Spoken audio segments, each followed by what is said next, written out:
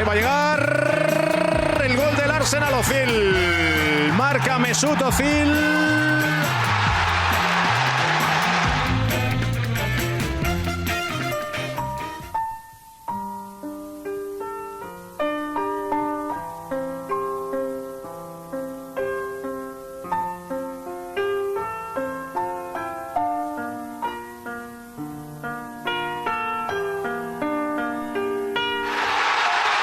This is Arsecast Extra. Hello and welcome to another Arsecast Extra, as always, with James from Gunnerblog. James, good morning to you, or as somebody on the Discord said, sadly morning. Sadly morning. It is the morning. That much we know. The quality of the morning is open to some debate. Hey, look, when we get our other mornings back, the morning will be much better. That's what I'm thinking. Right. The other aspects of morning that we're missing, as soon as they come back, everything will be perfect. It'll be a goodly morning again. That's true, yeah. We don't have some key breakfast ingredients. Exactly. We've got some oats, and we've got a bit of gone-off milk, and some old coffee grounds. Actually, we don't even have that. We've got some like hickory chips or some whatever. Unripened fruit. Yeah. And we're trying to cobble something together. Yeah, but we spent 130 million on these breakfast bits. We did, yeah. It was quite a lavish shot, and we've not returned with anything particularly nutritious. Okay. Look, we could drag this one out. Tell me this. You were there yesterday. It was Arsenal 0, Chelsea 2, first home game of the season. Before we delve into the nuts and the bolts of all of what went on, what was it like there? What was it like being back? I know there were fans back for the Brighton game at the end of last season, but this feels like proper back, if you know what I mean. Like, take that back. Definitely. For good, just so people know. It was fantastic, actually, and it's sort of a shame that we probably won't spend more time reflecting on that big positive, because it was brilliant to see the stadium full. I was not in the press box. I was in my season ticket.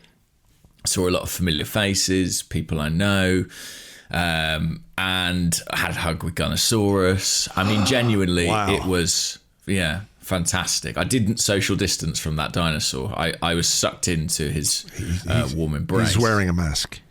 He's wearing a mask. I believe he's double jabbed. We're not even sure that dinosaurs can carry the virus. So it was, it was great. And that first 10 minutes or whatever it was, 15 minutes of the game was rocking. It was electric. Martin Odegaard was out on the pitch, got a brilliant welcome. People were in the ground really early because there was kind of anxiety over whether or not the new digital season tickets would work. Oh, yeah. So, people had to kind of pile into the ground earlier than they normally would, but that led to kind of building up the atmosphere and people, getting on board. It was just great.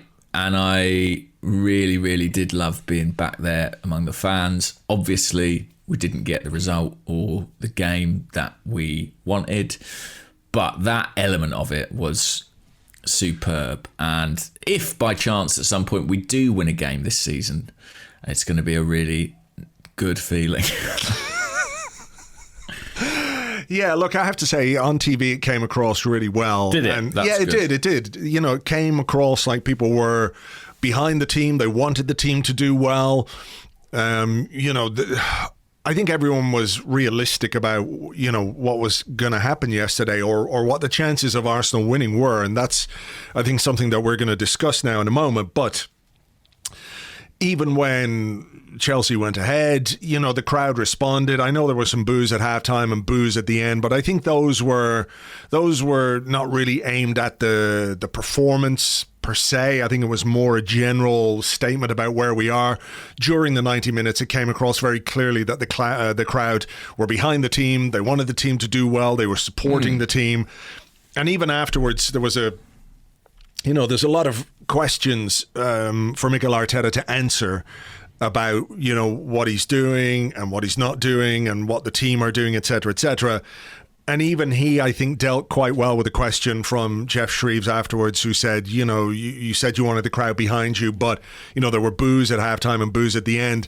And I think he dealt with that pretty well. I don't know if you've seen it. He was just saying, look, I never got the sense that the crowd weren't behind the team during the game, which is what you want from supporters during the game. At the end of the game, people can, express themselves the way that they want.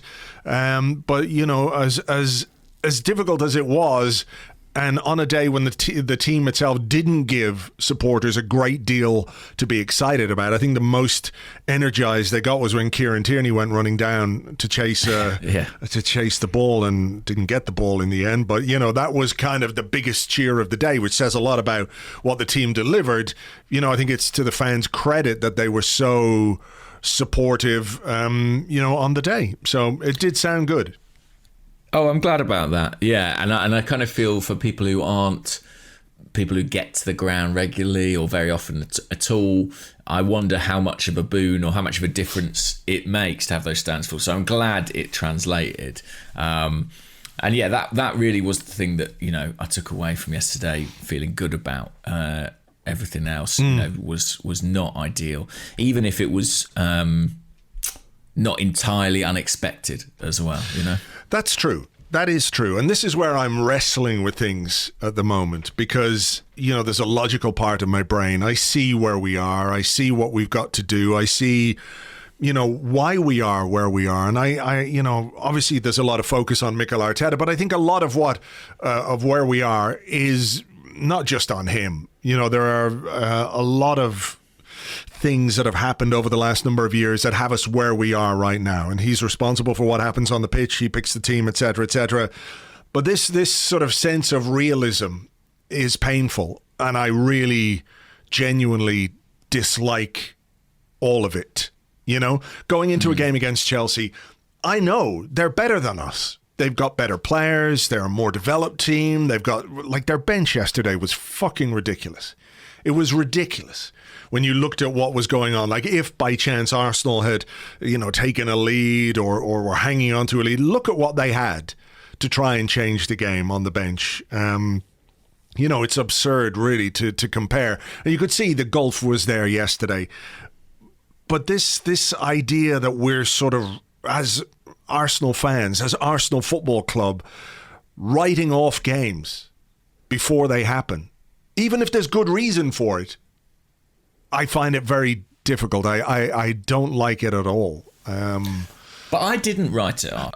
I thought I did that fan thing of kidding myself Arsenal could get something from this, that's... and of course they could have done, if the game, if certain incidents go a different way, anything can happen out on the pitch. I don't think we should be writing it off. I agree, but I don't think people would be as hurt as they are if they had written it off. You know what I mean? Yeah, I do think there was a sense of inevitability about it, though, that nobody really believed we would win or could win. I think there was hope. And when you get into the stadium on a sunny day and you've got 60,000 people there around you, and, certainly when the game kicked off and I was watching it and I could hear the songs and I could hear the crowd get behind the team, you do hope. But I don't really think there was a great deal of belief. And I've seen a lot of discussion about how, well, look, the season really starts when the transfer window ends. We're not going to get anything from Manchester City. There's no way. I mean, we don't get anything from Manchester City. It's been a long time. And again, we're in a similar kind of situation where the gulf between the two teams, even with all our players available, is big. So, this idea that, okay, look, we'll just get beyond the Man City game and then it becomes a little more manageable when you've got Norwich at home and then I think it's Burnley and then there's the North London derby. So you're looking to start your season. I just find it difficult to get my head around that's where we are as a football club. And I get it. I understand it. I see the problems. I know we've got a lot of work to do to get back to where we want to get to, but it hurts. It hurts. Yeah, I think that's natural, isn't it? I mean, it's like... Yeah. It's the tension between expectation and reality. As Arsenal fans, particularly Arsenal fans who lived through a very successful period in the club's history, and I'm not just talking about Arsene Wenger there, really. If you look at Arsenal kind of from the late 80s through to 2006, 5 or whatever it is, Arsenal won a lot of trophies in that period of time. And, you know, along with Manchester United, were probably the dominant force in English football through that period. And it was a long period. We had dips, but they were brief. Yeah. And now we are in a more, I think we're in a more pronounced dip. Rut. In a very different landscape where we aren't one of those two big clubs that will just sort of manage to be there by hook or by crook. You know, we are probably at best the 5th or 6th best team. I think that's generous. Yeah, at best, I mean. And in all reality, according to the league table, kind of the 8th best team. And I think that inevitably that makes fans feel bad because they have been reared or come to experience or expect a degree of success that currently I don't think we're capable of attaining right now. Like, I think even the best outcome of this season is going to make fans feel shit quite a lot of the time. What do you think that best possible outcome for this season is? Like, if you're saying probably fifth in the league, that's the absolute best that we could do. Well, no. I mean, I'm not disagreeing with you because I think that's probably right. Yeah, there's a chance of something better, of course, but I'm saying like that I think is sort of realistic, but would still be, you know, at sort of the high end of probability. Fifth, I think, is probably. Do you think that would make people feel shit? Because I think that would actually make people feel quite good. Like, if you offered me 5th now, I'd bite your hand off for it, because I could see, like, if you're finishing 5th in a league where, you know, we know who the big teams are, but West Ham are looking good and Leicester are a decent team and blah, blah, blah, blah, blah. It would certainly indicate some progress, wouldn't it? That you know, A, we might be able to score a goal, B, we might win the odd game here and there, and we've probably got more points this season than last season. So that would be, by any tangible metric, progress. So I would definitely take that. I'm not quite as... I think I agree with you that that's the best we could do if everything goes as well as it can over the next number of months. But I'm not convinced we can get that high. But I think when I say it make people feel shit, I think, yes, you can sit back from it and say, oh, that sounds good, but it might involve losing twice to Chelsea, or it might involve losing a North London derby, or it might involve getting beat in games you don't expect to get beat. I mean, we could finish 5th and lose a dozen games, and each one of those will make fans feel shit. Yeah. Do you see what I mean? Like, what I mean is there'll be points along the journey which will feel like, ugh, this is not good. And we may be at one of those points. Yeah, we may be. I mean, how do you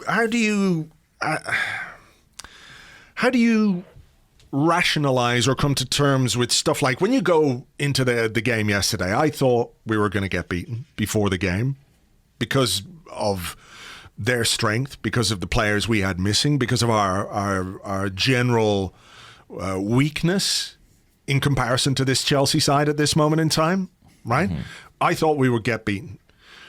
The logical part of my brain tells me that. So I try and come to terms with it and think, okay, well, what can we take from this game that might be encouraging, blah, blah, blah. But even if you steel yourself for a result, if it's expected, you still have to deal with the emotion of losing. The short term, like, you can say, I think we were going to lose this game, but it's still really painful to lose it. You know what I mean? It is. It's hard to marry those two things at times. It is. I lose count of the amount of times we had this conversation last season about how impossible it is in football to balance long term with short term, because the short term emotion of winning or losing trumps everything. And that is the problem that Arsenal have right now, in my opinion. You know, they have committed to a strategy. If you look at their transfers this summer, for example, and the contracts they've given to younger players, where clearly there is an emphasis on the long term. And to a certain extent, to a certain extent, fans have shown in the past they are prepared to buy into that. However, that was in a period, say post the Emirates Stadium move, where there were only really 4 decent teams in England. and Arsenal, they could afford to kind of get by as the 4th, and it kept them in the Champions League. It kept them relevant. The situation now, the context now is different. There are at least 6 teams, probably more like 7 or 8, competing for those spots. And so the kind of baseline of Arsenal's possible outcomes for this season is substantially lower. And it's very...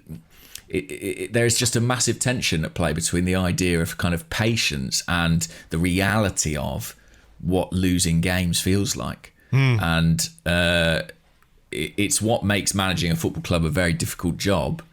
And I'm not sure that there is a way to resolve those two. The only way to kind of resolve that tension is to get, I guess for Arsenal, it's to get 6th place. Do you know what I mean? It's to get the sort of minimum. There's a minimum level that fans will accept while you're kind of going through this process of regeneration. And if you fall beneath that, I don't think any amount of sort of patience or youth development or any of those things is going to save you. Well, look, let's talk the game. And I thought the first few minutes were okay, pretty bright. We didn't have a lot of players who we know, but I don't know that there's much point in dwelling on the players that we didn't have. We all know that. We all understand that. Ben White was absent with COVID, probably not going to be available for the Man City game. Were you surprised that we didn't go with a back 3, even though Ben White was absent? Yeah, I wonder if White had been fit, would we definitely have done? I mean, it's what I would have done to match up Chelsea. But, even without White, like you say, there were other options. You could have brought Callum Chambers in. You could have had Kieran Tierney as a third centre-half. You could have played somebody like Tavares or Maitland-Niles or whoever as a left wing-back. There were ways you could do it. I think on reflection, that would have been better. But I think almost anything would have been better than than the defensive mistakes that we made. I mean, they were kind of identical, Chelsea's goals, in that they came via that overlap on the right-hand side. And I've watched it, and I still can't quite... I mean, we're so far from defending it that it's almost impossible to work out who was supposed to be there because there's nobody near. But we'll come on to that with the goals, I guess. But the defensive shape didn't work at all. No, it didn't. And I think this is one of the issues that I have with yesterday, even rationalising Chelsea's strength and our, relative weakness for all the reasons, etc., etc. The fact that we didn't react to that threat quickly enough is we can talk about quality all we want, but managers can deal with gulfs in quality by setting up their teams through organisation, shape, defensive shape. How many times have we seen a really, really good Arsenal side struggle to break down? Now, it hasn't happened in the very recent past, but, it used to be a case that you'd have an Arsenal side chock full of, great attacking talent struggling to break down a Blackburn or a Birmingham or somebody like that because they were organised defensively, particularly when Arsenal got into the final third, right? So it's not a case, they often did sit with just men behind the ball. And I realise that it's maybe a difficult way to play when you're at home, the first game of the season and all that. But the fact that we didn't react, or Arteta didn't react to the threat of Reece James down the right-hand side, where he had the freedom of the Emirates Stadium, basically, to do what he wanted in that opening 45 minutes anyway, I think that's one of the big criticisms I have of yesterday. I would have played with a back 3. I think the decision to play Pablo Mari one-on-one basically with Lukaku was ridiculous. But that that Reece James thing, and Arteta didn't react anywhere near quickly enough to sort that out. And from there, both Chelsea goals arrived. Yeah, I think we need to look at the players as well in that one. I mean, nobody wants to criticise Bukayo Saka, but he's nowhere on those. And for me, if Tierney is under instruction to tuck in, which it seems is the case, because on both goals he folds into a very central position. The guy who's playing in front of him's got to come back, and he's miles away, absolutely miles away. And listen, I might be wrong. It might be that Granit Xhaka's supposed to fold out there, but that would be a bit odd, to be honest. I just think, I accept that there was a risk there. And maybe Arteta should have changed it, but also players have got to track their men. And Arsenal didn't do that. I'm looking here at where Saka is, and I think he's on Jorginho for the second goal. He's on Jorginho, and he's in the middle of the thing. Chelsea work it, but yeah, there's way too much. I mean, that can't be right. No. Well, yeah, that can't be right, because Arsenal have got two central midfield players. If Tierney is going to go inside as that centre half, someone needs to go with him. And listen, Saka can get away with anything. He's untouchable, and I completely understand why. I feel the same. But, that was really poor, I think. He's not a defender and blah, blah, blah. And that aspect of the game, he'll improve. But yeah, for that to happen twice, maybe Arteta should have done something. He's got options. He could. It could be as simple as having a word with Saka, and saying, "Look, what's happening behind you," or switching things round to put another player on the left-hand side who might give a bit more defensively. It's not like Saka really, and that's why I'm sort of scratching my head about it. But it felt like Tierney. What it ended up looking like, in both instances, was like Tierney had kind of gone rogue by filling in as a centre-half. Yeah. I just don't believe... I just can't imagine that he would. But maybe I'm wrong. Maybe it was, a case of firefighting. I don't quite know, but He wasn't happy, Tierney. I mean, he was throwing his arms around a lot in that first half. So something wasn't working out. And he was having a very difficult game himself. But yeah, I would have gone three at the back. I wonder why he didn't. I feel like, again, to sort of return to that short-term versus long-term thing, there was such criticism last season of what's the identity, why are we still persisting with three at the back? It almost feels like he's now tried to move on from that and is reticent to go back. But yesterday was definitely a day to do it. Well, I mean, look, what's the identity is still a valid question, I think, because we're not really sure of what it is anymore. No. So that's another question. The first goal, look, Pablo Mari statistically had quite an interesting game. When you look at the stats, I think he had 4 tackles, which was as much as anybody else in the team, 4 block shots, 2 interceptions, 3 clearances. Statistically, it looks like he had a good game. Your eyes, though... Not from where I was sat. No, not from where anyone looking at it would go, oh my God, this guy got absolutely ruined by Lukaku. Ruined. And this is why I think, I'm not excusing his performance in any way, because it was really poor. And I think as time goes on, we're seeing that this is a guy who should be, at very best, back up. And I think he's quite lucky to be that.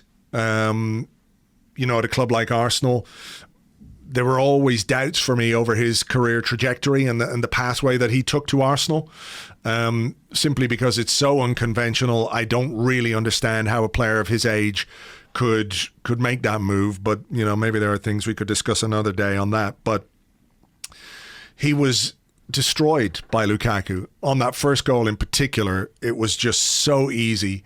He received the ball with his back to goal, held him off, and from there, I know he's strong, and I know he's fast, and I know he's powerful, and I know he's like a striker at peak age, at the top of his powers, and all the rest.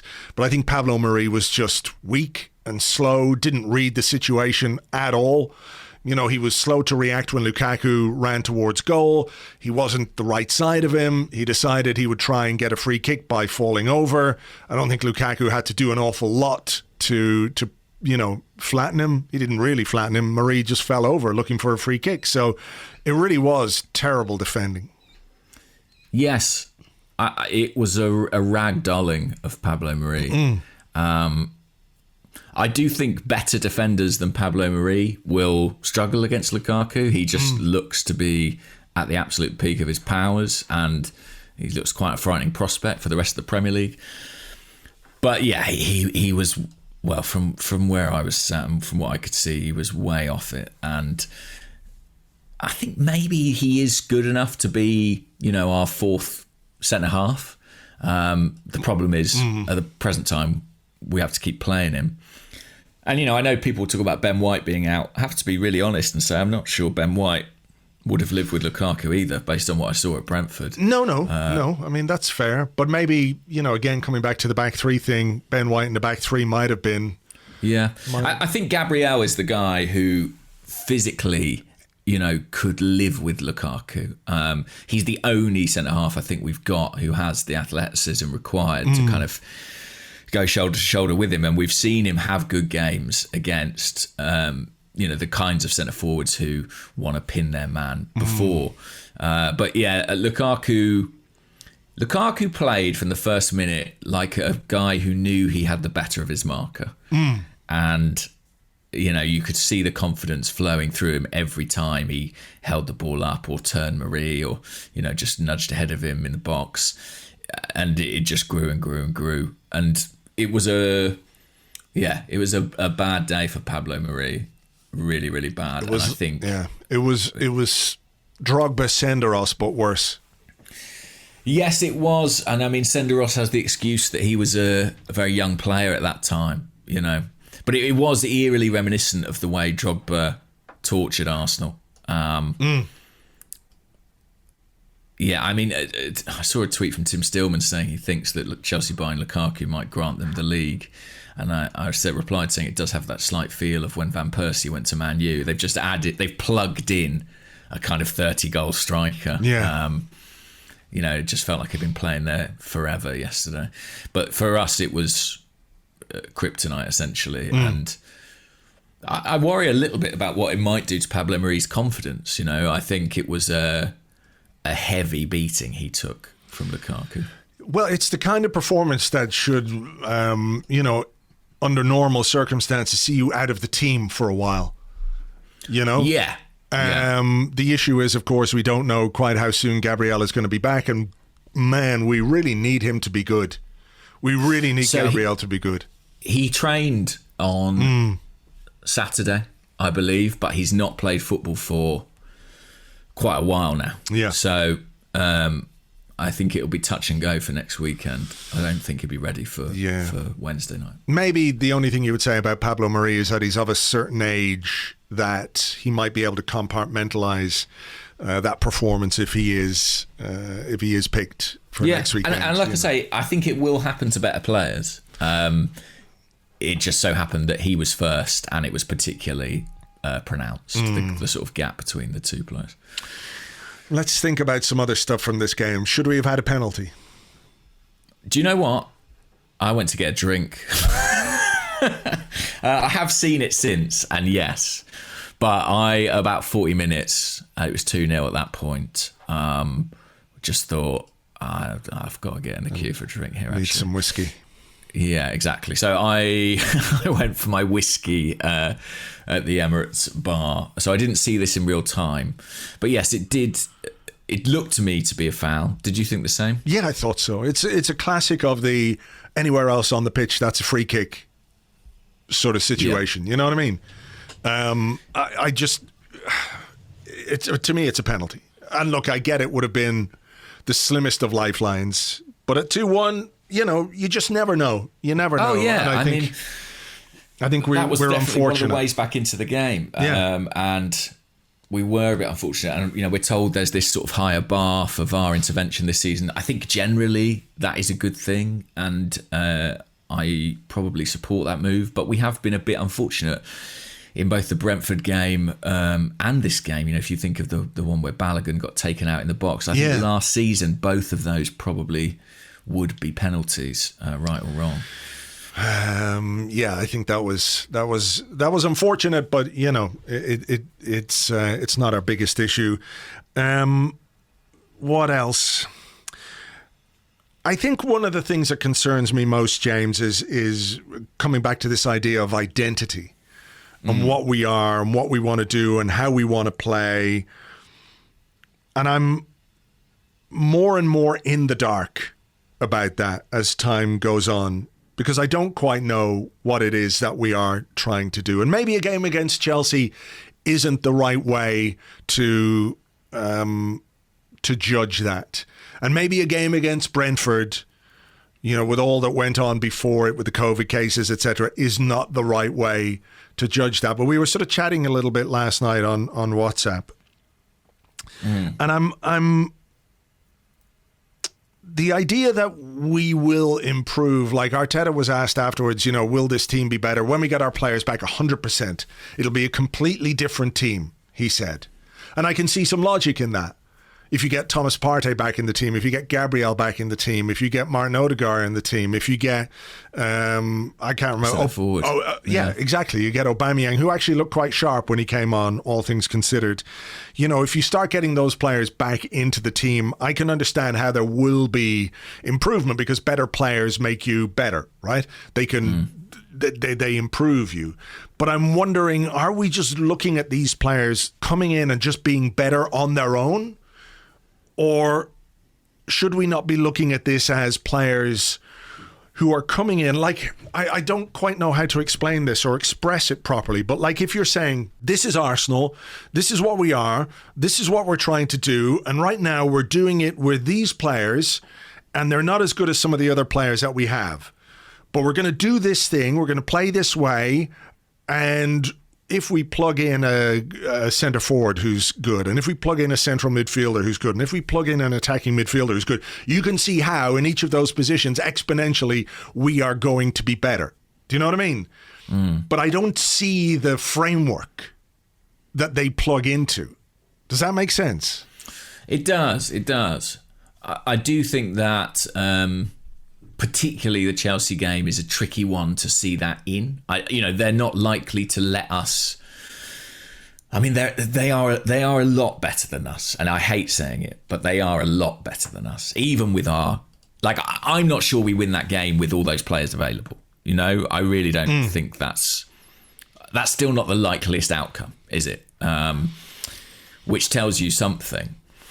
I think. Yeah, with those, I think those players do make a difference. I'm not expecting, as I've just said, I'm not expecting those players to make us as good as Chelsea. I'm expecting those players to make us about as good as we were for sort of the second half of last season, which is like, okay, it's not amazing. Yeah, but it was good enough to, we all know the results it produced. Blah blah blah. We all know the second half of the season, if that was elite, where would we stand? Blah, blah, blah. We all understand that. But I don't think it's going to make us great, but I do think it will make us better. As for the plan, I mean, what I said to you yesterday on WhatsApp, which I sort of stand by, is that some players are the plan.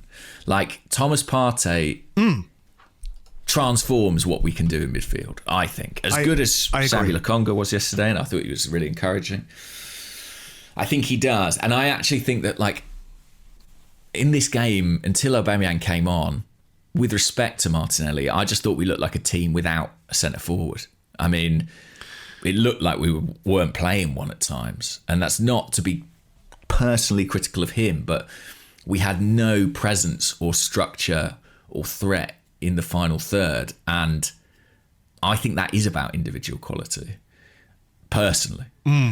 But the points you make are very valid in that, it's that old exercise. If you had to give someone, 2 sentences to describe what Mikel Arteta's Arsenal do or try to do, very difficult to say. It is, isn't it? Yeah, but I think that. I think that they're a team who get sort of caught between two stools quite often. They end up kind of not quite being one thing or the other, and that sort of amorphous identity is a problem for a manager. Yeah. I'm struggling a little bit with this. I mean, I hope that when these guys come back, when Aubameyang is fit, when Partey is fit, when Odegaard is fit, when we can, get a fully fit Bukayo Saka back in the team, when hopefully we have a central defence worth talking about, when we sort out whatever the fuck we're going to do with right back. I mean, that is a crazy situation, isn't it? Right back. I mean, another name that we've not mentioned is Hector, obviously, who wasn't in the squad yesterday. I believe was unavailable. I think he probably would have played if he was, to be honest.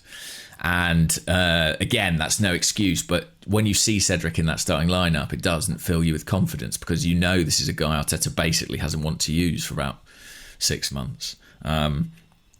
And it does speak to a slightly absurd situation at right back where we have 4 guys, but none of them are the guy.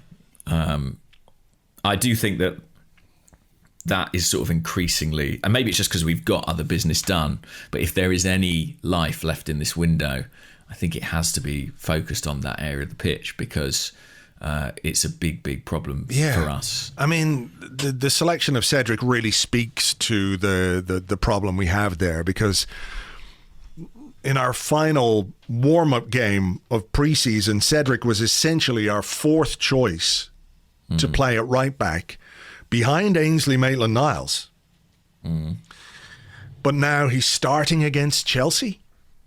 That's not right. I'm not going to go to town on the player. I think he's quite average. I think the deal is just appalling. One of the worst bits of transfer business we've done to give a guy like that a 4-year contract at his age. But the fact that he is starting a game against Chelsea really tells you that there is a problem in that position, or a problem with the manager's decision-making when it comes to that position. I don't quite know. And it's not to pin everything on him, of course. The problem was collective, really. But I don't know how we can go through a season with that kind of uncertainty at right back as to who is going to be there. I mean, ultimately, Callum Chambers had a bad game against Brentford. Got dropped. But and got dropped. But I would sort of say, I suppose if Arteta thinks Callum Chambers is his guy, then he should be picking him again. Yeah. The fact that he ditched Chambers just speaks to a huge amount of uncertainty over that part of the pitch. And as for Cedric, I mean, listen, he's not a terrible player. He's tidy enough. I think physically he's a way off. If you compare him to Reece James physically, there's a big gap there. And as he gets older, that gap's going to get wider. And, he was up against Alonso, was it? A left wing back for Chelsea, who's about a foot taller and about 4 yards quicker. And I think that was the problem. I think it's something that needs to be addressed. I'm not saying that means it will be addressed. I think, more movement is going to be probably dependent on getting people out. But I really hope it is because we need something. We need a right back for sure. Yeah, we do. I did enjoy Rob Holding leaving a bit on Alonso. So fair play to Rob Holding for that. That was one of the most enjoyable moments of the day. Chelsea fans booing Bukayo Saka. Go fuck yourselves.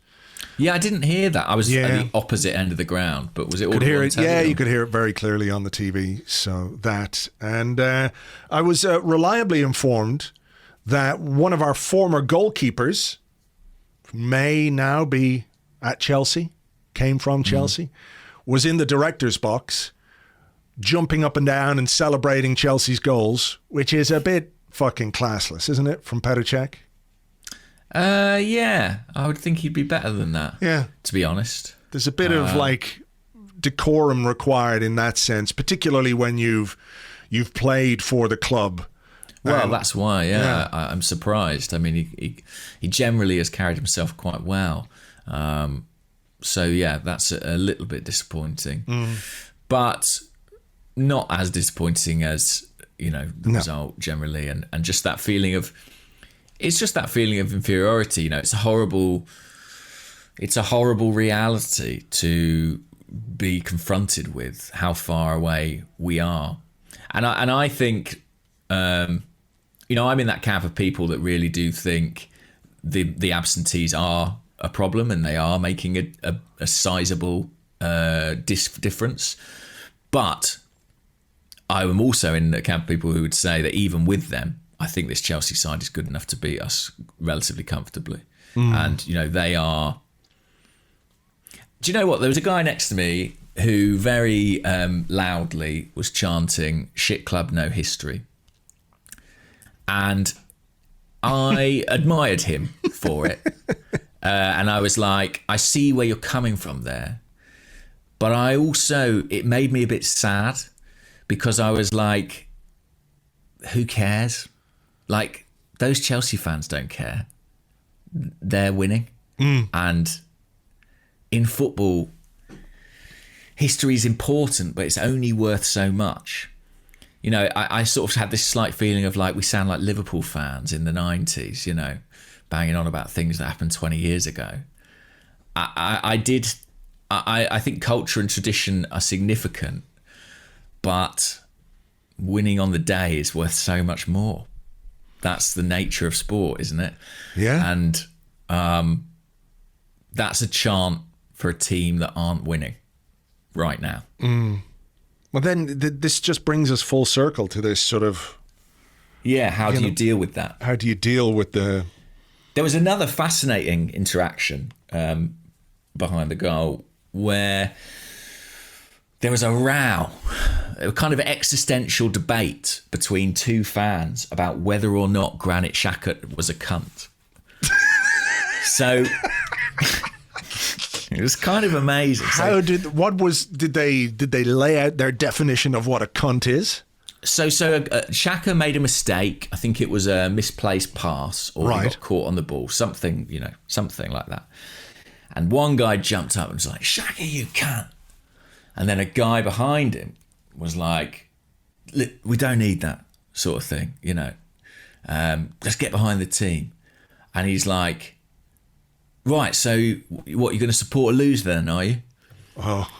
And he was like, "No, I'm just saying, we're supporting the team now." He's like, "Look." And then the guy turned around and he sort of started asking people around him, "Right, is Granit Xhaka a cunt?"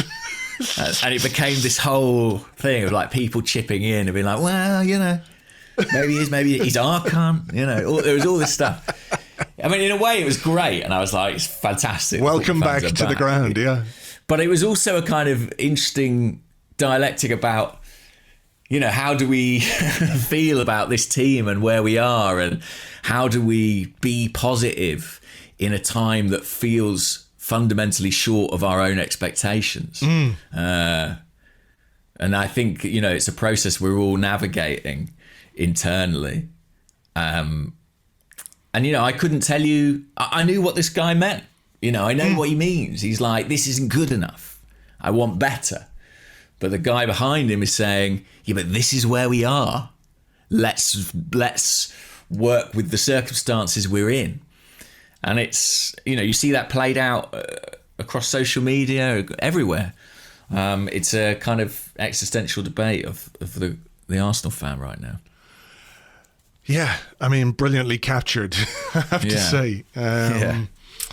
Well, look, whether or not Granit Xhaka is a cunt or isn't a cunt, the season lies ahead. We'll find out in part 2 when we come to your questions.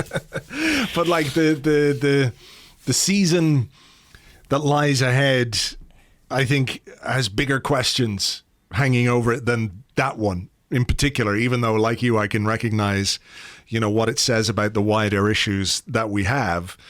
I don't know that we can answer that one today, but we will answer some of your questions in part 2. Is there anything else? Actually, do you know, I just want to say before we go into part two that you touched on it very briefly.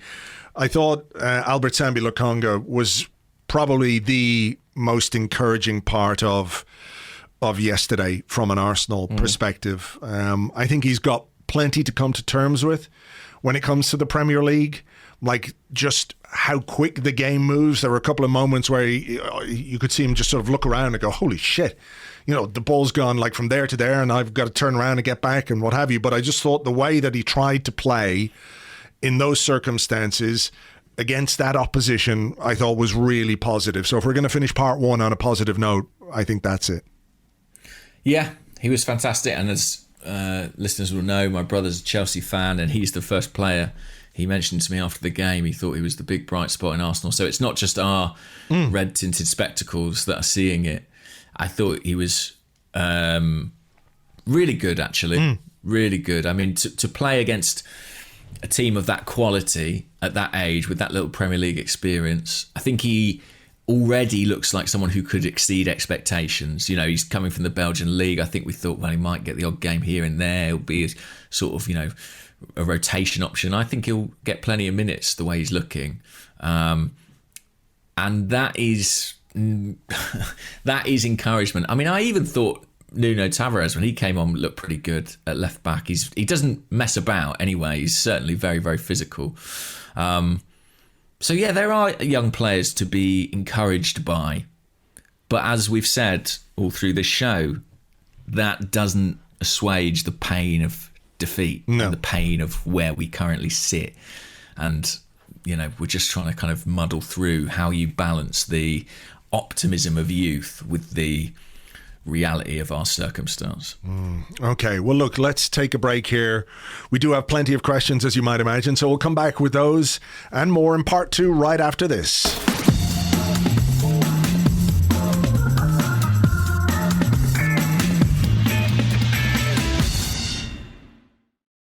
Welcome back to the Arsecast Extra. This is part two of the show where we answer questions that you send to us on Twitter at Gunnerblog and at Arseblog, and also on the Arseblog. Did I do your Twitter there? I've forgotten what I just said. Gunnerblog and Arseblog. I think you said it. Yeah, okay. Yeah, at Gunnerblog, at Arseblog, they know the drill by now. They know the drill. Also on the Discord server, which you get access to if you are an Arseblog member on Patreon. So let me ask you this one first, if I might.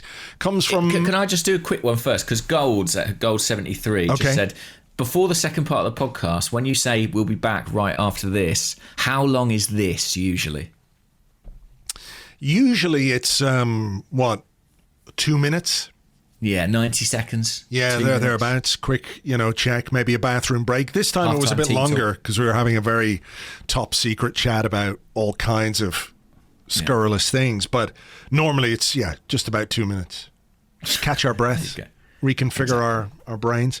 Okay. Go on, ask your question. I will. It comes from Alistair Wood at AliBoy82, and he said...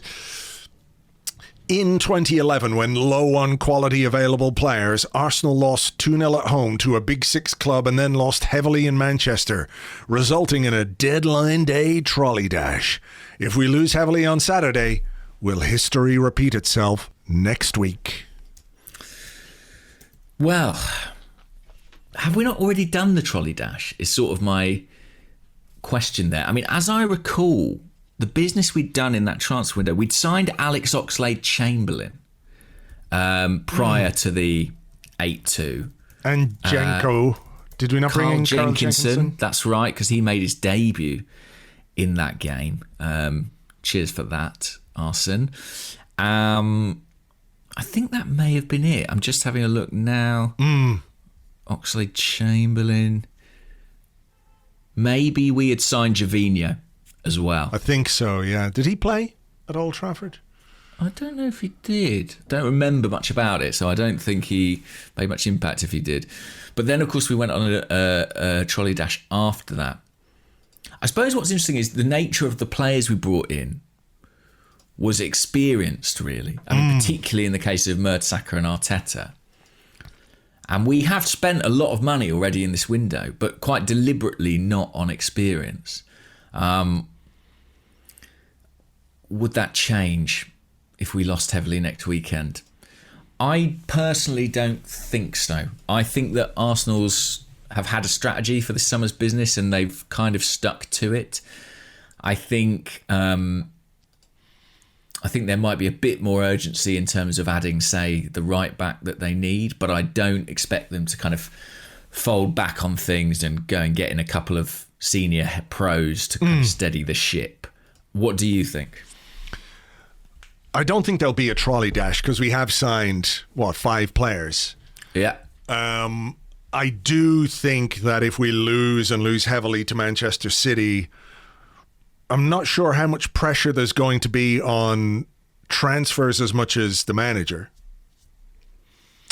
But very true, yeah. I do think that we'd be foolish not to try and sort out the right back situation if we can. I think there's a good case that, you could bring in a central midfield player as well. But it feels a bit aspirational. I guess a lot will depend on what happens this week in terms of who's going out, if anybody is going out. I saw a story from David Ornstein today about Eddie Nketiah, Crystal Palace in there for 10 million. Arsenal want 20 million. They must have been listening to this podcast because, that kind of crazy valuation you put in their minds, James, is affecting their negotiation skills. So I think, it will depend on who goes out and how many we can shift on. But I don't see. I mean, it would be quite typical of Arsenal to lose to Manchester City and then sign somebody, make a big signing or something to take the focus off it. But yeah, it's not impossible.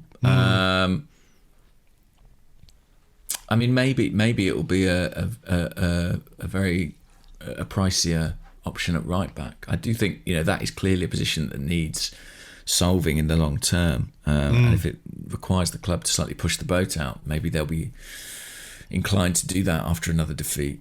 But yeah, I don't foresee the trolley dash of a decade ago. I don't see that history quite repeating. No. Of course, Arteta was in that trolley dash. He was. As was Per Mertesacker, both in the club. So, yeah.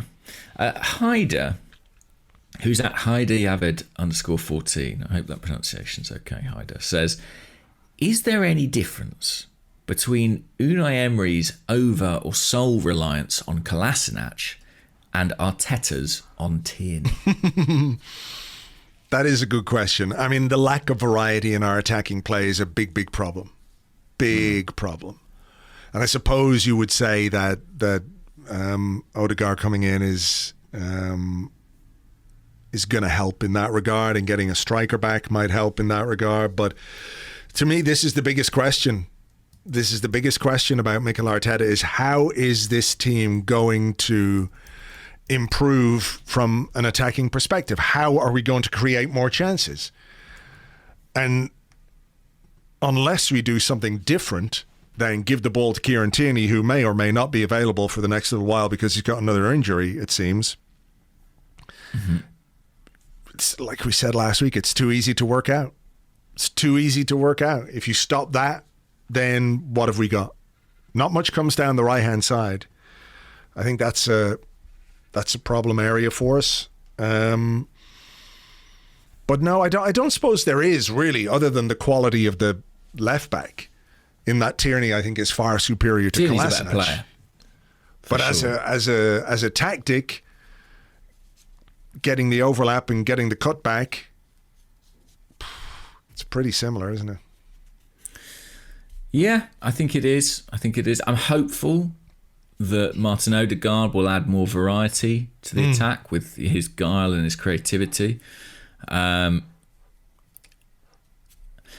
Emil Smith-Rowe is a really interesting player. Like, I think he's fantastic, but I'm not sure he is a defense-splitting passer. No, he's not. All. He's not. He's a guy who'll burst with the ball. In some ways, he reminds me a little bit of Thomas Rosicky in terms of how he plays. And I think that's a good comparison. You know the way Rosicky used to, like, he can carry the ball, same as Rosicky. Rosicky's the way he used to play, the way he used to get close to people and just sort of play those combinations to get people in behind and to create space in behind. I think that's much more what Smith Rowe is. He's not the classic number 10. I think Odegaard is much more similar in that sense. Like, he's a passer.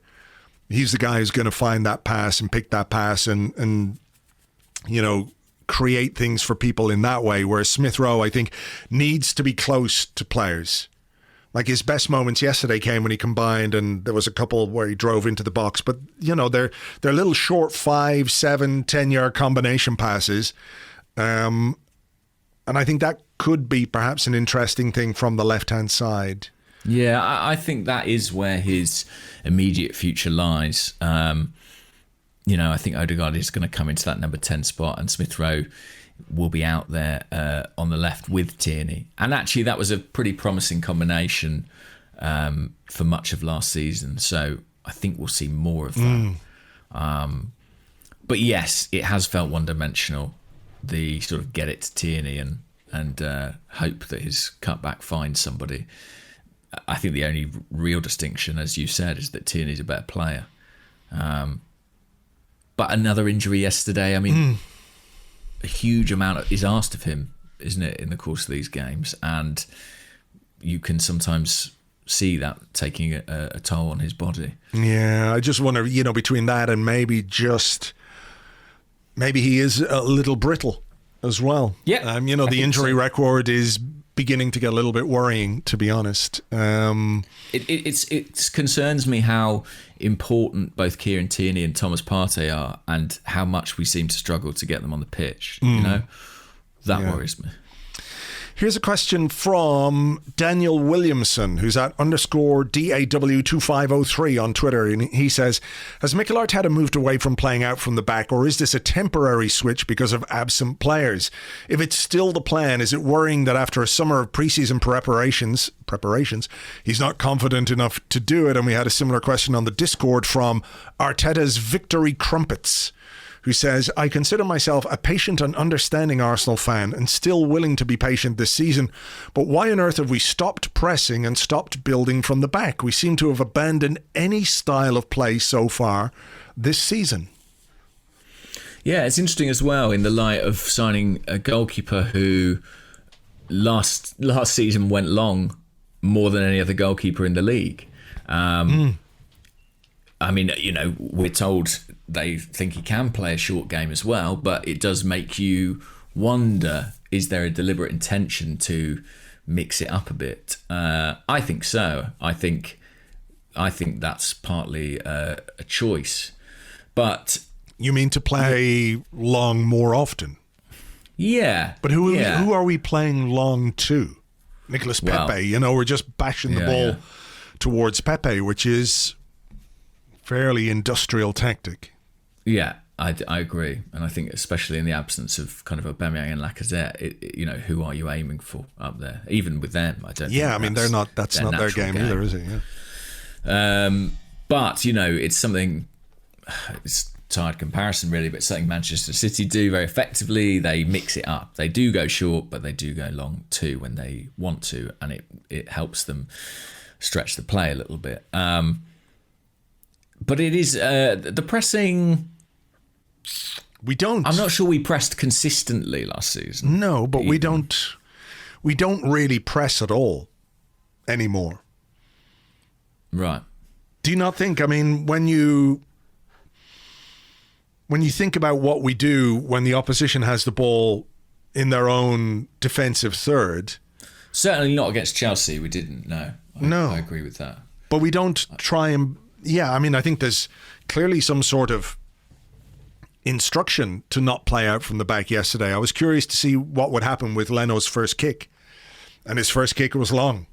And that tells you that we weren't prepared to play out from the back against Chelsea. And this sort of comes back to what we were talking about in that first part of the show, where, like, if you have a style and the players that you have playing that style aren't that good at it, but you keep playing with that style, when you bring in better players, do you then improve that style? Do you know what I mean? Whereas I think we've kind of abandoned what Arteta set out to do very early on. Whether that's him compromising on his principles, whether it's him being pragmatic, whether it's an air of maybe he's not confident in the players that he has to play that way.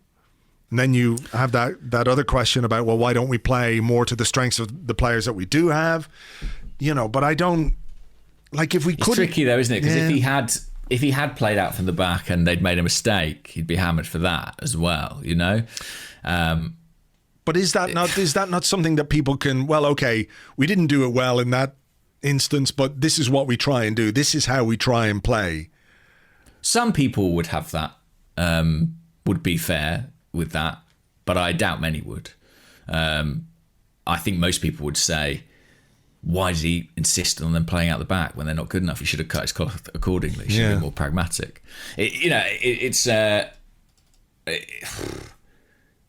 When you lose a game, it's your fault. You got it wrong. And that's football. But I think it'll be really interesting to see when Ben White is there and maybe when Gabriel is there, how do we play out? Do we play short? Do we play longer? If we're playing longer, as you say, who on earth are we aiming at? Yeah. Tammy Abraham had a pretty decent debut for Roma last night. He would have been a striker who you could chuck stuff up to. I'm not sure we've got but one right now. So, and we saw how effective Lukaku was at that, by the way, in terms of being someone you can aim the ball into their feet, into their chest, the ability to pin a centre-half, to bring others into play. We didn't have that at all.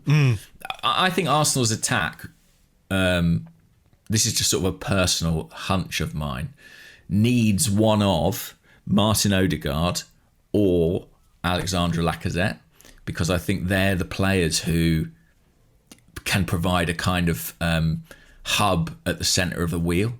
And if you've got Odegaard, you don't have to have Lacazette because you can have Aubameyang, and I think it still works. I think without either of those two, we got a lot of spokes and no hub. That's how it seems to me anyway. I felt like Arsenal just looked like they didn't have a reference point in the final third yesterday. It was a lot of peripheral stuff. And I didn't say this in part one, but Martinelli, Saka, Smith Rowe, they're really young players, and I understand that sometimes they're going to be inconsistent or struggle. I was actually quite disappointed in Nicola Pepe. As the senior man of that four, I did actually hope for a bit more from him, personally.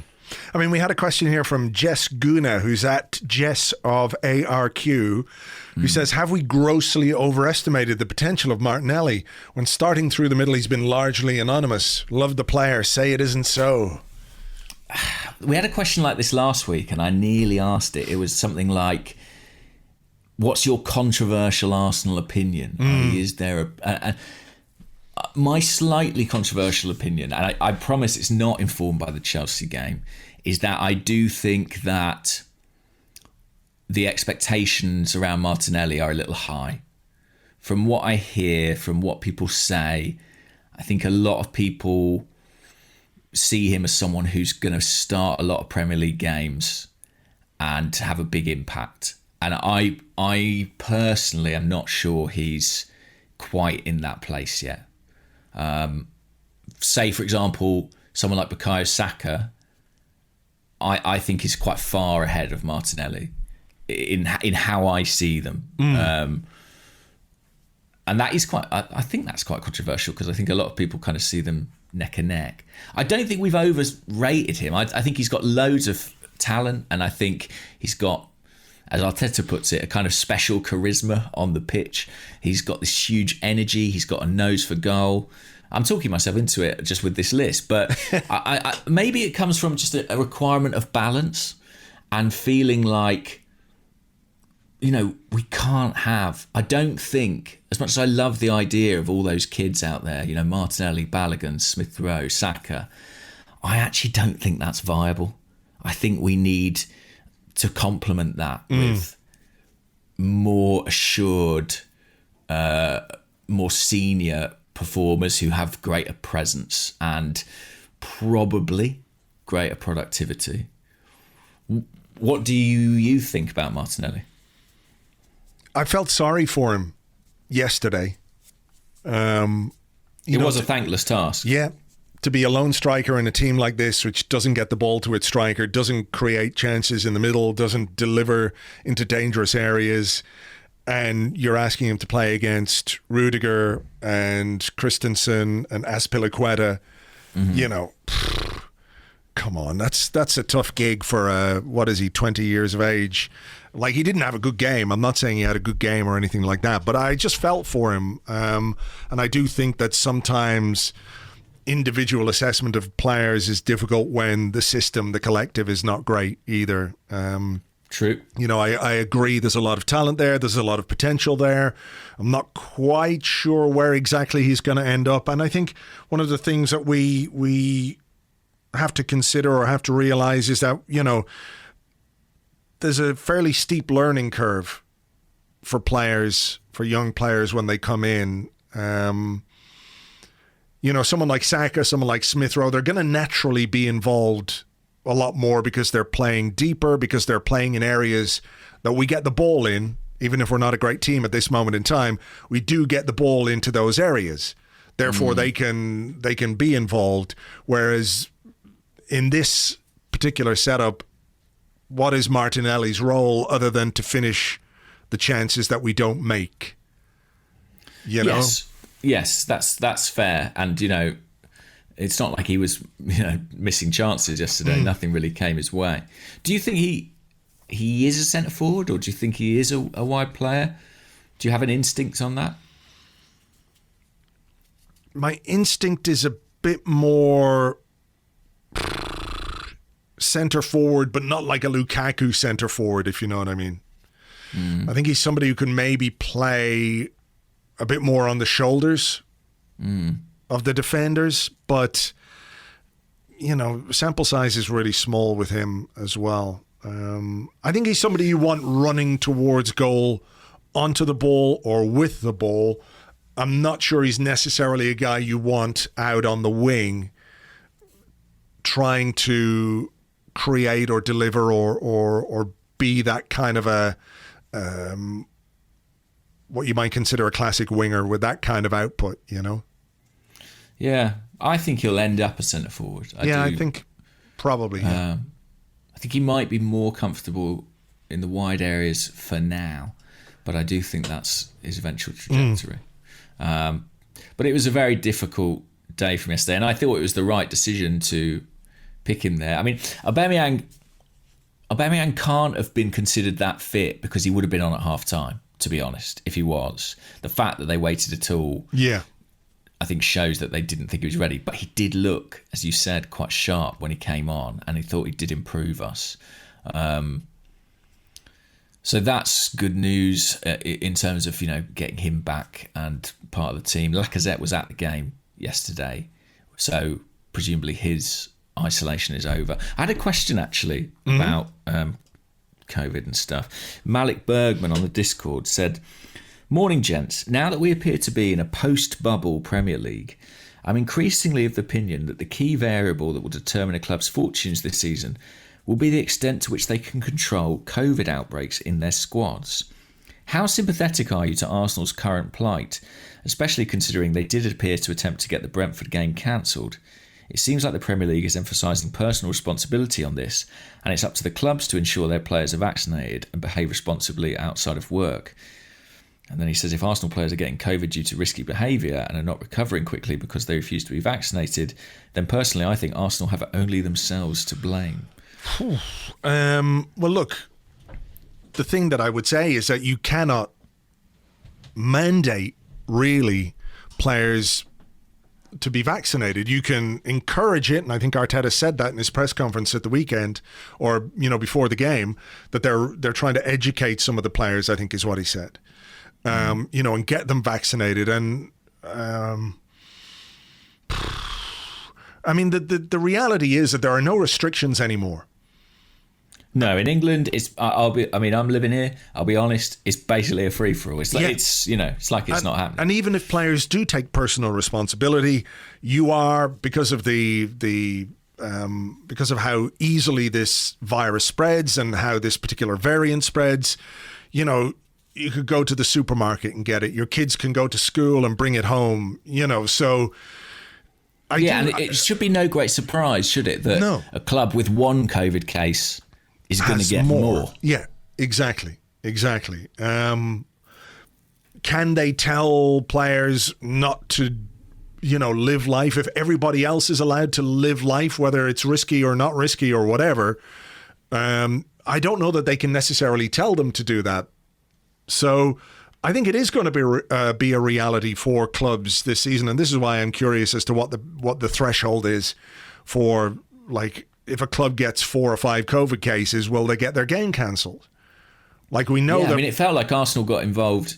You know, that feels quite political, doesn't it? To have the opening game go down to COVID would have looked terrible for the Premier League. I suspect. But I mean, let's say ahead of the Man City game, Man City get 4 players who have COVID, who come down with COVID. Can they get their game cancelled? I don't think they can, because we had 4 and we weren't allowed. So, you know, what is the threshold then? What is the threshold where, like, there's a duty of care and responsibility and personal safety for not just the players, but everybody at the club? Because last season they were cancelling games if there was one case, you know. Exactly, right and it does seem from what Arteta has said that, like, a couple of the players were affected quite badly by their bout with COVID. Aubameyang was bedridden. Whether he's vaccinated or not vaccinated, I don't know. I mean, it's not for us to speculate on that side of things. You would hope that they are, because it you know, it doesn't stop you getting the virus, but it stops the worst effects of the virus. It makes it more mild. Exactly. Yeah. You know, so we've had players who, you know, haven't been seen for a while. Maybe they're badly affected by COVID. And look, you don't want anybody to suffer from this virus, or pass it on, or give it to somebody who might be a bit more vulnerable. So I don't know, really. I think we're scratching the surface of it, to be honest. And I think the Premier League is going to be afflicted by COVID for sure. Well, I think we're just the first club to, this season, really, you know, suffer it. But there will surely be many more. And I don't... You know, I've seen people saying, is this professional? You know, Arsenal players getting COVID, or I don't really have concerns over that. I think that, as you say, England's very much unlocked. There aren't really restrictions. It's not as if people are breaking the law. You know? Yeah. But and in that sense, I do have sympathy for the club. I have sympathy, you know, from the perspective that they cannot force anyone to get the vaccine if they don't want to get the vaccine. No. They can't. They can encourage them and they can advise them, and they would say, this is preferable. We would like you to get the vaccine, because if you get COVID, then you're not going to be as badly affected. But they can't literally force somebody to get it if they don't want to get it. So whether that informs other aspects of how a player's future or career is dealt with at the club, that's a different thing. But this is all going to play out, you know, in general terms. We might know that a player has got COVID, but we're not going to know whether or not that player is vaccinated, and that kind of information is private. You know, for me, I would urge everyone, if they could, to get the vaccine, because if you get this thing, you know, you don't know if you're going to be the exception. You know, young, fit men are you know, probably better at withstanding what the virus brings than other people in society, older people or more vulnerable people. But there are always exceptions, and you don't want anybody to be really, really sick or God, you know, for something really terrible to happen, or for them to suffer from, you know, some of the longer effects of COVID. You just don't want that for anyone. So, in that sense, I do have some sympathy for the club, because it's a really difficult situation to manage. It is. I think the only thing, you know, in terms of it being a sort of a defining thing for the season, the only thing, silver lining, I mean, aren't many to come by, but I suppose if you've got it you as an individual will probably have some protection at least for a number of months. If you tear your hamstring, you don't get antibodies against future hamstring strains. If anything, you're probably more vulnerable. I guess once you've had the illness, assuming there are no long-term effects, you will have a degree of protection for a period of time, as far as I understand it. So there is that. Maybe it's not the worst thing that Arsenal are kind of experiencing their own little mini wave at the outset of the season. But it's going to be a very difficult situation for all clubs to manage this year. Okay, it's my one, is it? Yeah. Okay. We've got a couple around the manager. Dazzy Pepper on the Discord says 0 points from our first 2 games. Already resignation among the fan base. And James, he says, we're unlikely to get anything against City. After the interlull, it will be Norwich at home, Burnley away, then Tottenham at home. What does Arteta need from those games to keep your confidence? He could plausibly get us to where we need to be this season. And also on the Discord, DJ Bowen says, can we assume that the earliest Arteta gets sacked is after the Spurs game? For me, if he doesn't have 7 points from the first 6 matches and is out of the League Cup, I've seen enough. I'd like to think I'm not being too harsh, but it's just what a big club would do. I wonder why I'm separate from the fan base. The fan base and James, that weird man who goes to the games, but is not a fan. I think. Well, can I ask you a little mini question? Sure. How important do you think this game with West Brom is on Wednesday? Like, does Arteta need to win that? Yeah, I mean, he needs to win. He needs to win a game. We're 2 games in. We haven't scored. We haven't won anything. It's a game against a championship side, albeit in the League Cup, and we need to win. And I'm not saying his future depends on the West Brom game or anything like that, but I think the sooner we correct our course, if you like, the better. And do you think that will play into the selection? I think it might, yeah. I think it might. I mean, he's not got loads of options as Exactly. But I think it may well... Yeah, I mean, I think he'll pick a relatively strong team for that one. Because, I mean, he doesn't have a great deal of rotation to do anyway. Might get Odegaard in the team, which would be good. Get some fitness into some of the guys who are struggling a bit for fitness right now. Yeah, maybe get a striker back in the team, get Aaron Ramsdale's debut. So it is important, but this is the $64,000 million billion question, right? Because a team or a club that gives a manager so far £130 million to invest in new players, it feels like they would be prepared to give him time to work with those players. But if Arsenal get to the end of September and, let's say things don't go as well against Norwich and Burnley as we would like, and then you get to a North London derby, it becomes really difficult, doesn't it? Well, and there's 2 sides to this. I mean... Well, there's one what we might do as fans, or what we think they should do as fans, but then what they will be thinking as a club. Yes. What I meant more was that, yes, they have backed Arteta, and I have to be honest, I don't think there's any indication that they're preparing to get rid of him anytime soon. But the signings that they've made, as has been remarked upon by many people, are kind of future-proofed a little bit against managerial change. So as much as they've given Arteta a load of money, they have spent it on young players who you'd like to think could make a contribution to any coach's squad over the next 5 years. Yeah. So it's not like Arteta said, I'm trying to think of an example. Like, when Unai Emery, there was all the talk about, was it Ever Banega? Were we going to get Ever Banega? And he was the key, or Danny Parejo, someone like that. Steven Nzonzi. Yeah. It's not like they've gone and got a player that sort of feels specifically tied to this manager. It feels like they've bought players, I think, in a relatively sort of sensible profile who should be able to contribute regardless. So...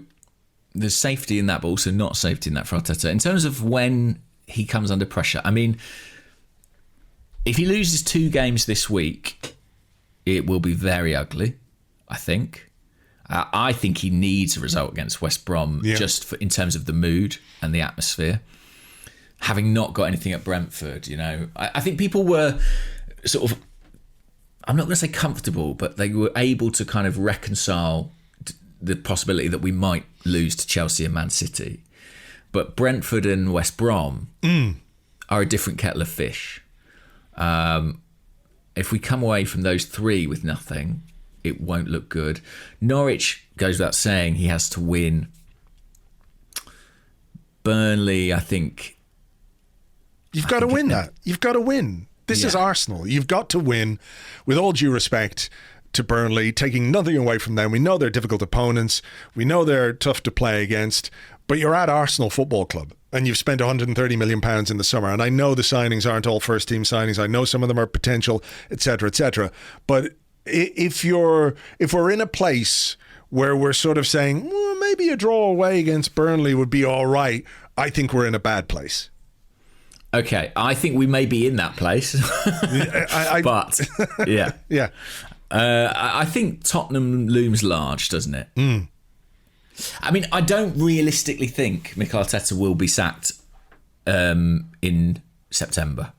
I personally think that he will get almost, unless it is apocalyptically bad, I think he will certainly have until kind of November time.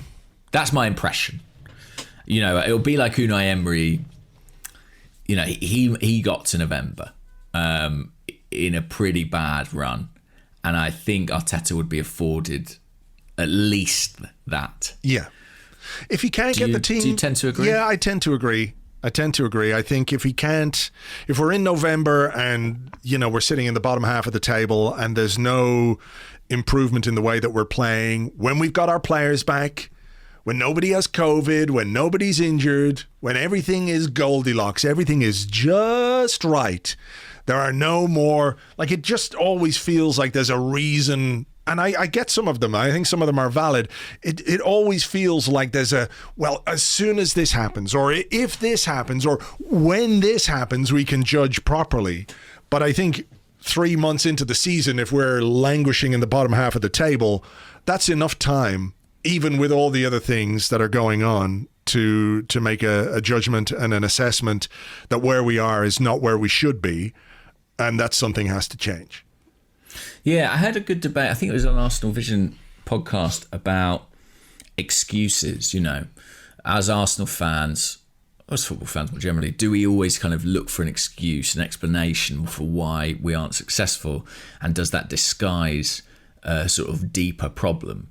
And my reaction to that is that I think both things can sort of be true. I think it is true that Arsenal are missing the absentees, but it is also true that they're not a complete panacea will solve all the problems.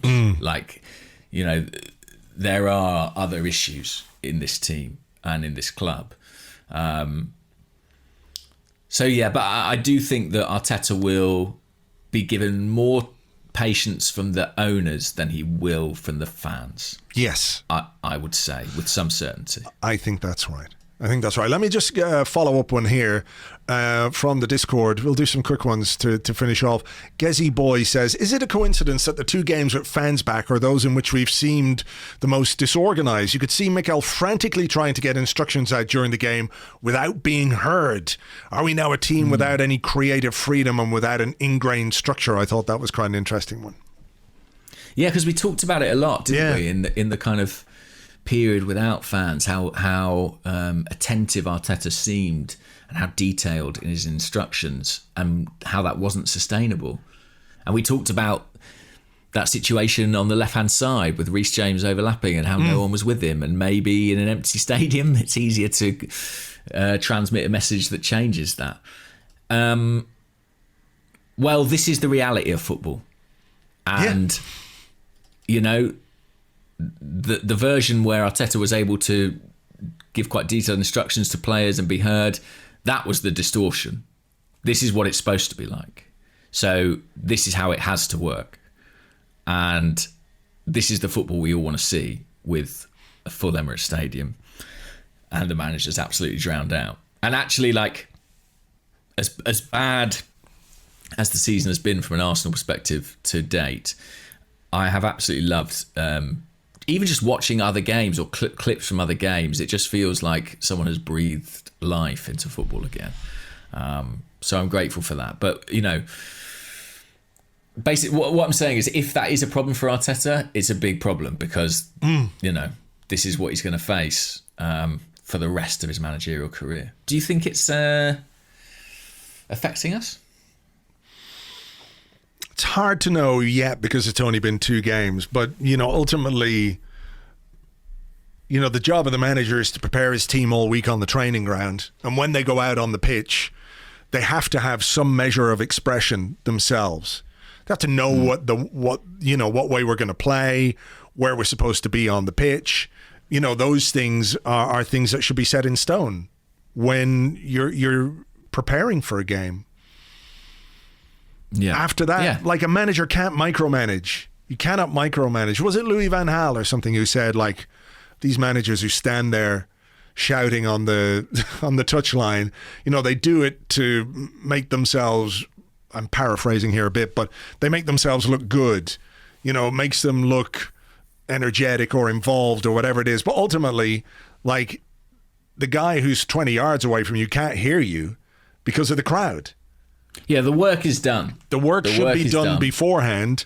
And then, you know, if you need to get instructions on at some point, you can. Obviously, you know, when there's a little break in the game, you can call someone over and you can adjust certain things here and there. But really, I think it's quite limited, though, how much you can actually affect the game without it being, okay, we're going to plan B, you know, that we've practiced and worked on and prepared.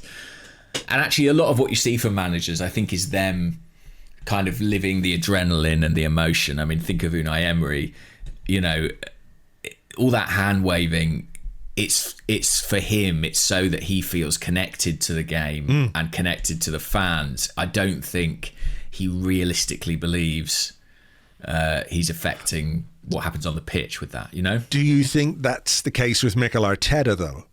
Because I feel like he is maybe a bit more of a control freak. Maybe sounds a little harsh or whatever, but I do feel like he wants to, like he's playing football chess. He moves the pieces. Yeah, I do. But then it's interesting because in press conferences, he always seems to say, well, we'll see another dimension to this team when we have fans back in the stadium. There seems a bit of a contradiction there. I mean, look, we've had one home game, right? It's difficult to know against maybe the best team in the league, certainly one that's up there. It's difficult to know how the dynamics of a crowd will affect our performances. Yeah.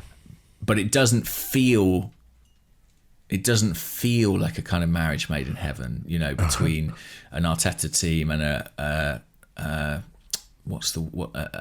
hungry crowd. That doesn't feel like a good fit right now. But we'll have to wait and see, I guess. All right. Until November. Gone till November. Yeah.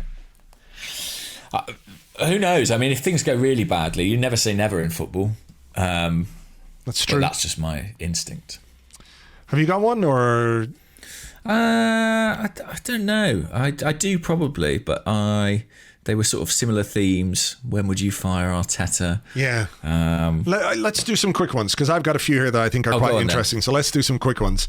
Matthias, who's at Hugo_Gooner, says, "Hi guys, if Mikel Arteta isn't able to turn things around and ends up getting the old boot, do you think the recording of the documentary will have a negative impact on the recruitment process of a new manager? As in, will we have less candidates interested in the job because of the prospect of having a camera shoved in your face, following you around all day? Because that's not very pleasant."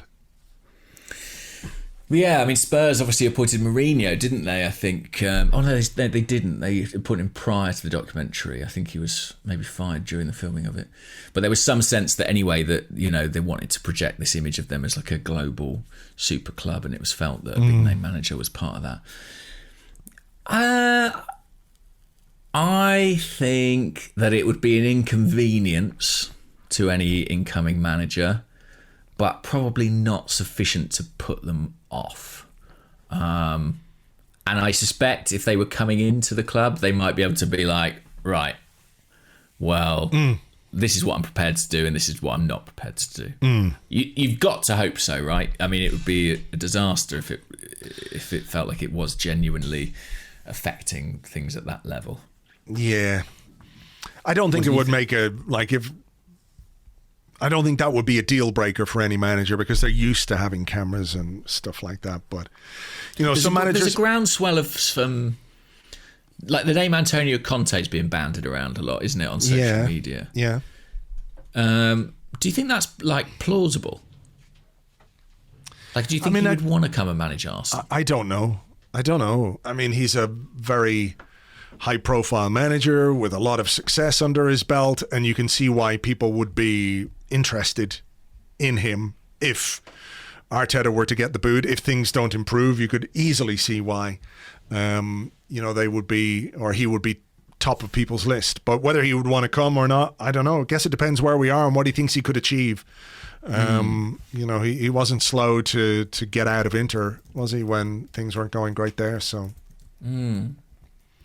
yeah, interesting. I mean, yeah, this documentary is going to be interesting viewing, I think, whatever happens. Dean Van Wyn says, how confident are you that Arsenal can regain the league title by 2034 when they'd match Liverpool's 30-year drought? It seems crazy, but that's only 12 seasons after this one, and the path back to the top for Arsenal doesn't seem easy or obvious.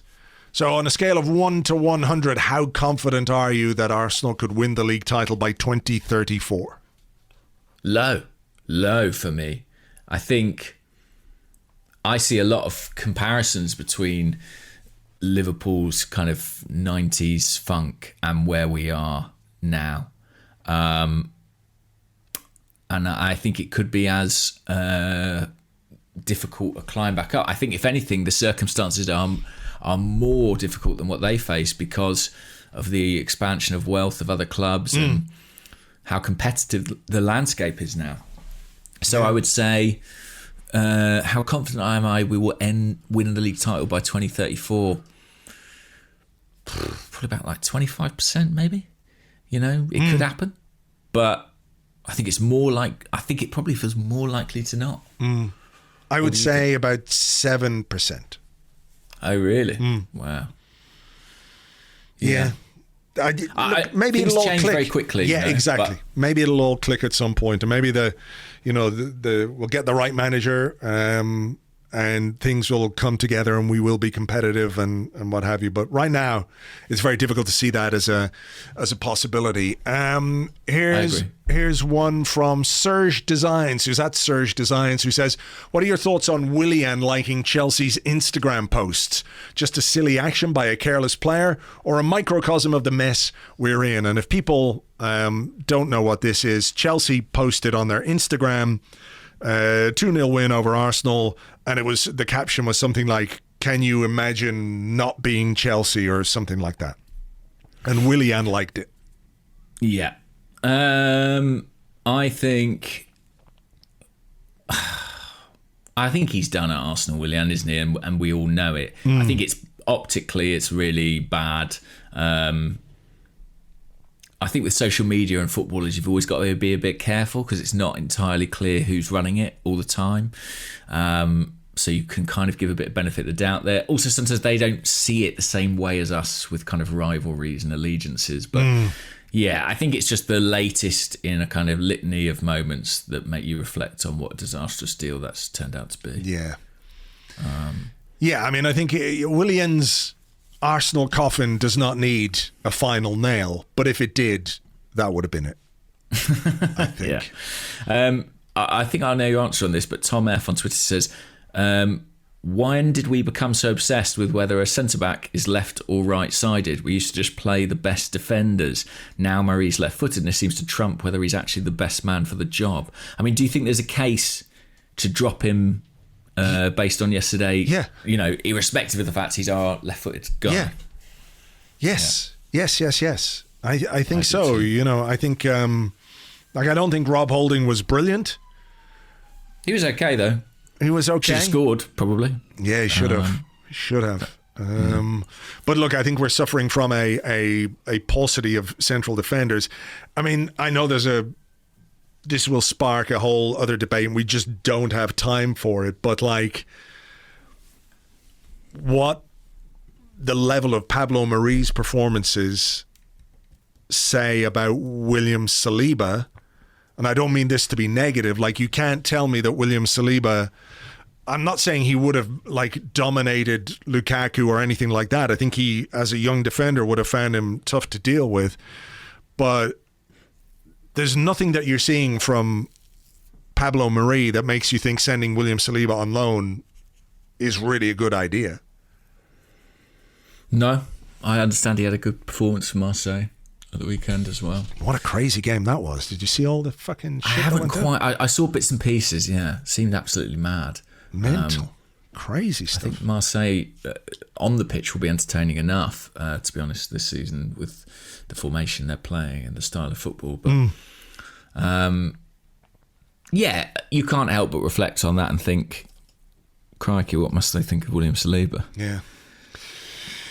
Right, look, we got to leave it there because we've been going too long and we've all got to go about our days and, get on with things and get ready for this big game against West Brom on Wednesday. So, look, we'll see what happens there. As ever, thank you guys for being here. Thank you for listening. Thanks for sharing in the dark times, I guess. And hopefully sunshine is around the corner. Maybe some catharsis too. Yeah. Exactly. What do you reckon? 4-0 win over City on Saturday or Sunday? Is it Sunday? Saturday morning, I think. Saturday lunchtime. Oh, God. Yeah, they're the worst, I think. Oh, my God. And yeah, I think it's the first time we'll have played in this round of the League Cup for about 25 years. So, yeah, let's see how we get on. Right. It's very difficult to have a good feeling about it, even that game. Yeah. You know? It is. Until we're coming in with no form, no momentum. Exactly. Until good things start happening, it's hard to think about good things. You know, it is very easy to wallow at this moment in time. But concerns that people have and worries that people have and all of the rest are being borne out by what we're doing on the pitch. Simple as that. There's not much there that gives you cause for optimism. Even if you are very firmly in the when we get players back, we'll be better camp, until we get those players back, we still have football to play. So let's see what we can do in this coming week. Hopefully, it can be a little bit better. I did like that Mikel Arteta quote. Hopefully things will get better, he said, after the match. Well, we can all agree with that. We can all agree with that. Okay, look, let's leave it there. As ever, thank you very much indeed for listening, and we will catch you on the next one. Bye-bye.